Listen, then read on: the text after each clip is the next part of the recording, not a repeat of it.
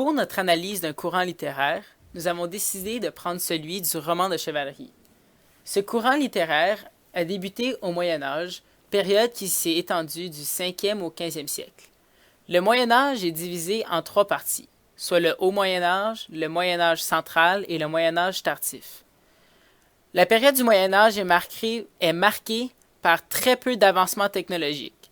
Les technologies sont restées très stables durant cette période, et c'est pour cela que les nouvelles avancées technologiques du 15e siècle mettront fin à la période du Moyen Âge. Le Moyen Âge est une société qui était dictée par les règles du système féodal, soit un dieu qui dictait des seigneurs et des serfs, des vassaux, etc. Donc, la société était basée sur l'interdépendance des citoyens. Dans cette société, il y avait une très forte présence du roi et des chevaliers, ce qui explique que le roman de chevalerie raconte les aventures de chevaliers, souvent ceux de la table ronde du roi Arthur. Le Moyen Âge est une période de l'histoire qui s'est déroulée en Europe centrale.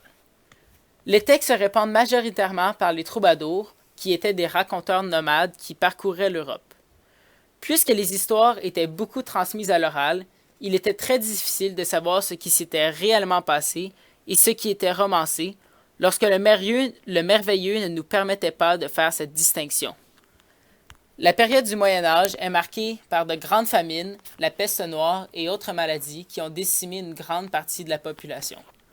Beaucoup de guerres sont survenues, dont les croisades, et de nombreux conquérants vécurent à l'époque du Moyen Âge, ce qui a eu comme effet d'avoir beaucoup d'envahisseurs qui ont décidé de prendre de nouveaux territoires. À l'époque du Moyen Âge, la religion avait une très grande importance et dictait la vie de beaucoup de citoyens. Chrétien de Troyes est un auteur français né dans la ville de Troyes vers 1135 et il est mort 50 ans plus tard en 1185. C'est l'un des premiers romanciers à écrire en langue française et tous ses récits se situent à l'époque du roi Arthur. Dans chacun de ses récits, Chrétien s'attache à un héros exceptionnel. Aussi poète, il est considéré comme le premier auteur de romans de chevalerie. Il a surtout écrit sur le commandement de Marie de Champagne, fille d'Aliénor d'Aquitaine et de Louis VII.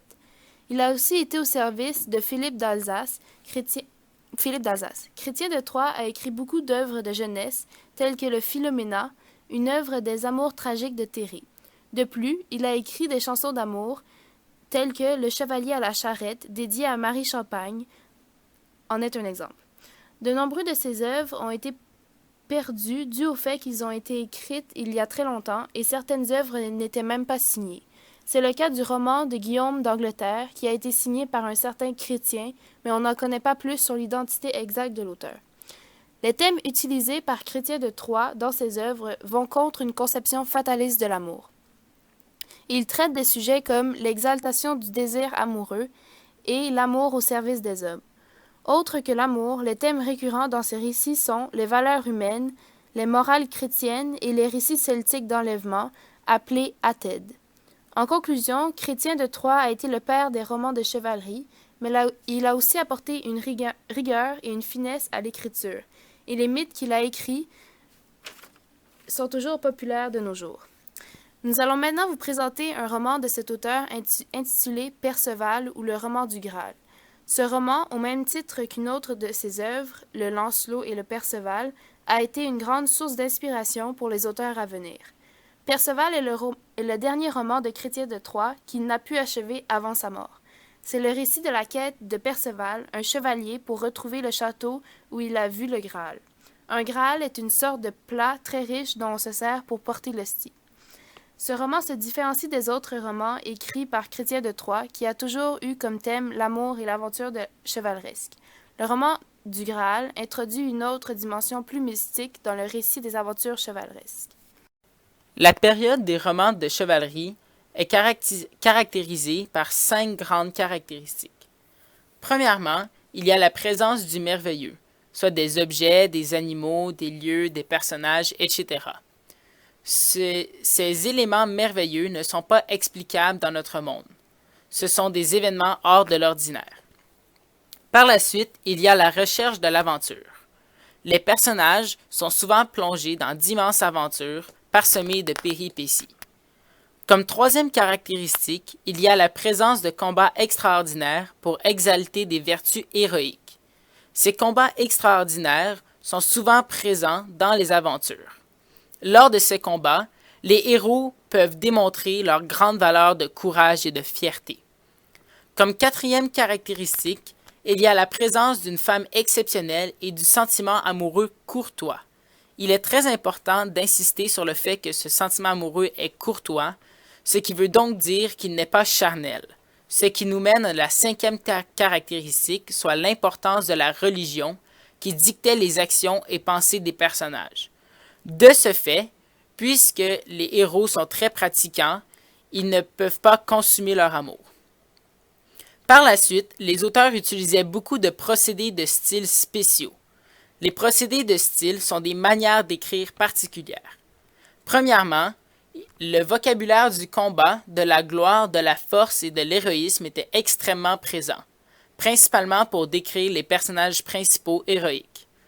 Par la suite, il y avait beaucoup de pluriels, de termes collectifs, d'énumération, d'accumulation, de superlatifs, tout ceci pour impressionner le lecteur ou l'auditeur. Maintenant, ces caractéristiques sont très fortement liées au contexte socio-historique du Moyen Âge. Premièrement, la présence de beaucoup de combats sont présents parce que le Moyen Âge, c'est l'époque des croisades et à laquelle beaucoup de conquérants ont vécu.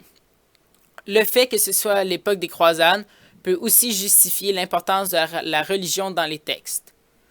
Secondement, le côté très héroïque est extrêmement présent parce qu'à l'époque, les hommes étaient très fiers et tentaient en permanence d'affirmer leur masculinité, leur supériorité, leur force, etc. Et comme nous l'avons si bien dit, puisque la religion était présente, l'amour était courtois et non charnel. Comme mentionné précédemment, pour notre analyse d'extrait, nous avons décidé d'analyser le roman Perceval ou le roman du Graal, qui a été écrit par Chrétien de Troyes. Nous avons décidé d'analyser les pages 192 et 193 qui se situent vers la fin du roman.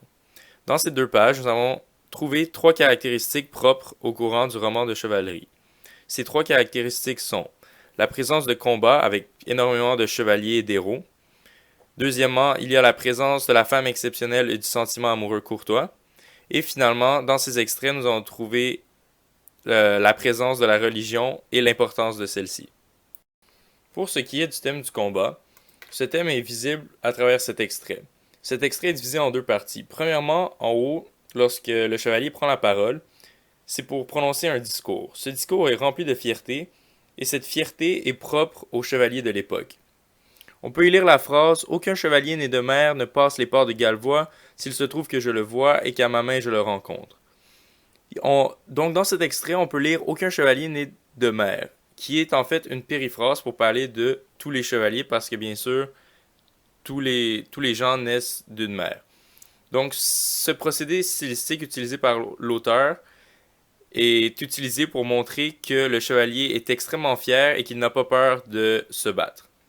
Deuxièmement, il y a bien sûr la partie du combat où le chevalier qui a prononcé ce discours se bat contre celui qui tente de passer par là. Donc en jaune, il y a de surligner tout le champ lexical du combat, donc piquer son cheval, on parle de bouclier, il y a le verbe frapper, blesser, il y a les parties du corps où il est blessé, le flanc, le bras, on parle de mort, on parle d'épée, on parle de sang, donc en gros, le champ lexical du combat est extrêmement présent. Pour ce qui est de la deuxième caractéristique, qui est la présence de l'amour courtois, nous en avons un parfait exemple avec Sire Gauvin dans cet extrait. Donc Sire Gauvin, ce qu'il veut, lorsqu'il rencontre cette femme, il vient de la sauver, il lui propose son aide en lui disant qu'il ne la laissera pas là et qu'il va l'aider à traverser la rive. Ensuite, nous avons également surligné en jaune un passage où il l'appelle Belle Amie, mais dans ce contexte, Belle n'a pas un sous-entendu sexuel, donc il fait simplement l'aborder comme il aborderait n'importe quelle autre femme inconnue. Donc, cet extrait prouve que l'amour dans les romans de chevalerie est présenté sous son côté courtois plutôt que sous son côté charnel, en raison entre autres de la religion à l'époque.